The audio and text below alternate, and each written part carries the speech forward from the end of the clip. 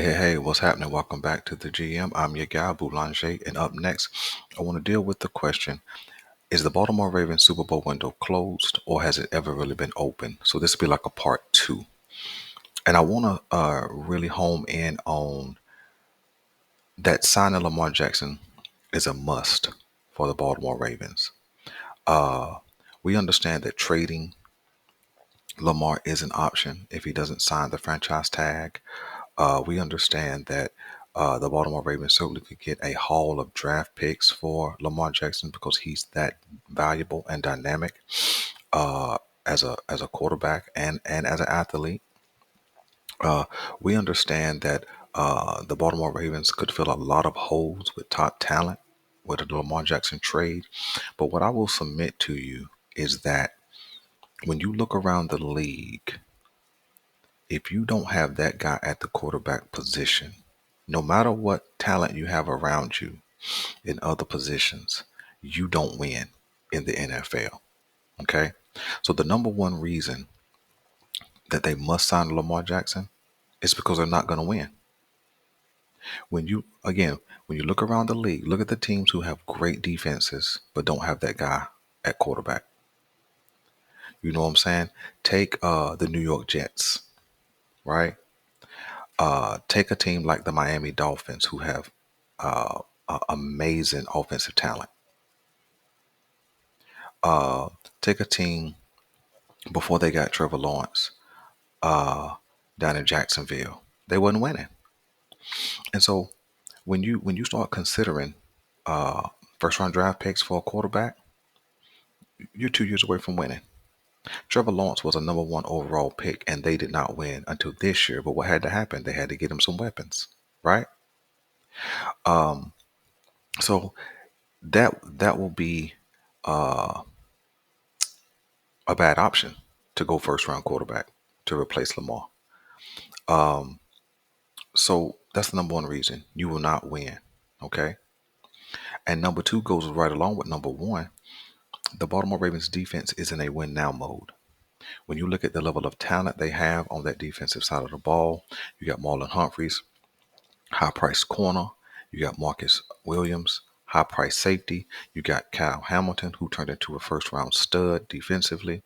You got the best two inside linebackers, Queen and Smith, and you put $100 million into Smith, and then you still have some young talent, Metabuke, Washington, and Jones up front, who showed that they could shut down the run.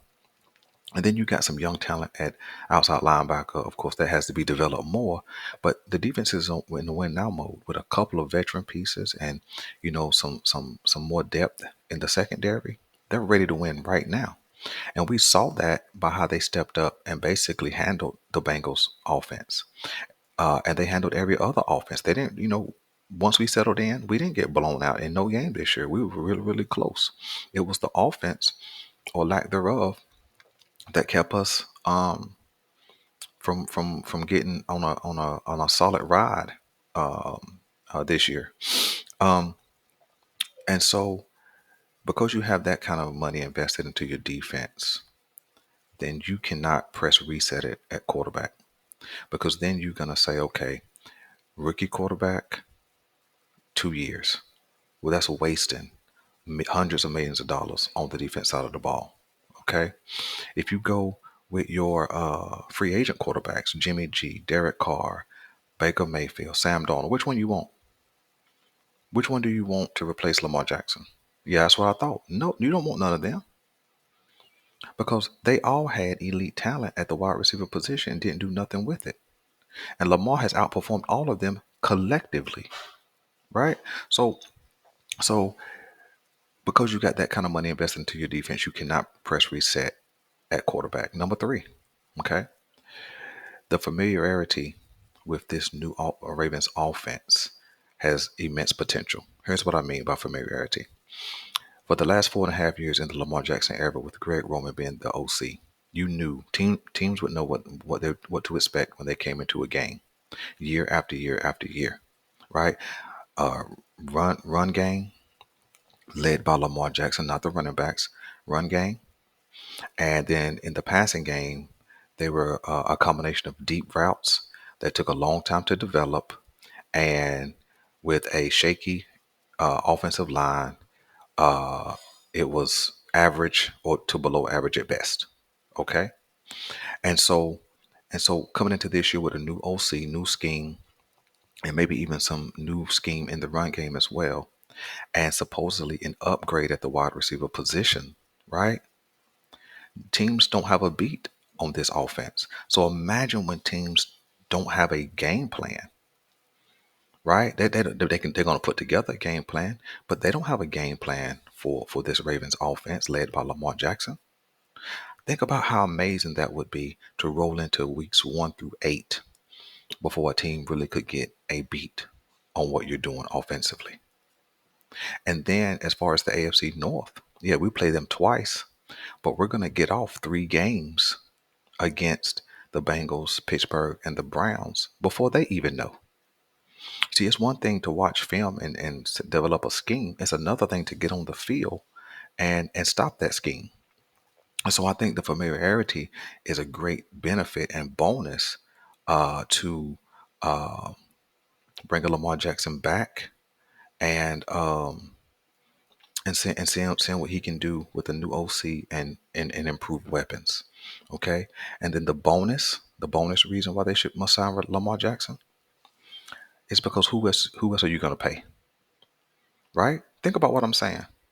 You're going to pay somebody at the quarterback position. Yeah, you might get a rookie on a rookie contract, but who else are you going to pay at what position? Right? And my problem would be if they decide not to pay Lamar Jackson, then that means you undervalued him and overvalued other positions.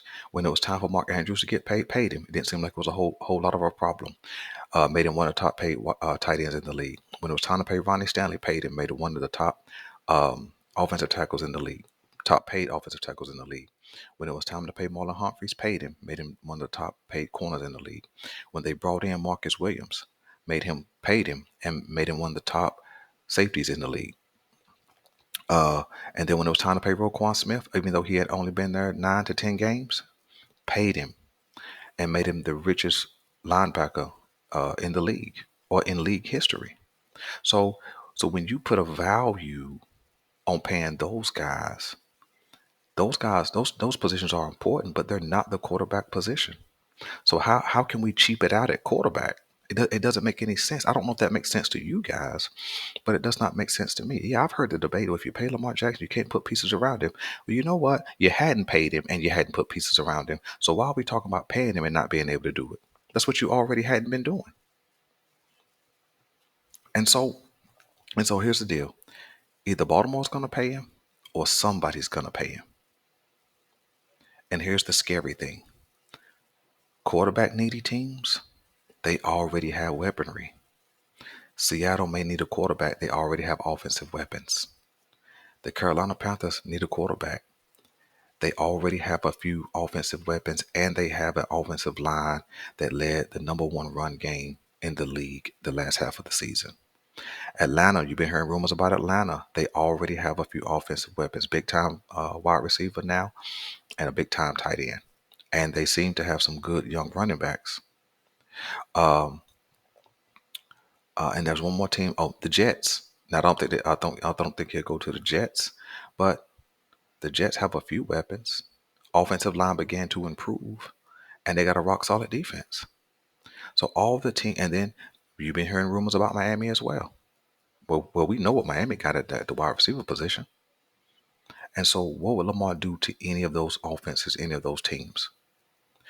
The Ravens would look real silly as an organization to stumble over a few $1,000,000 because that's what it comes down to. You franchise tag them, that's $45 million. You give them a max contract, it's going to get up near $48 million. We're talking about $3 million, a difference of $3 million per year. And then some of the big contracts they already have, they'll begin to fall off the books. Listen, that's my take, man. I'm your guy, Boulanger. This is the GM, and I'm out.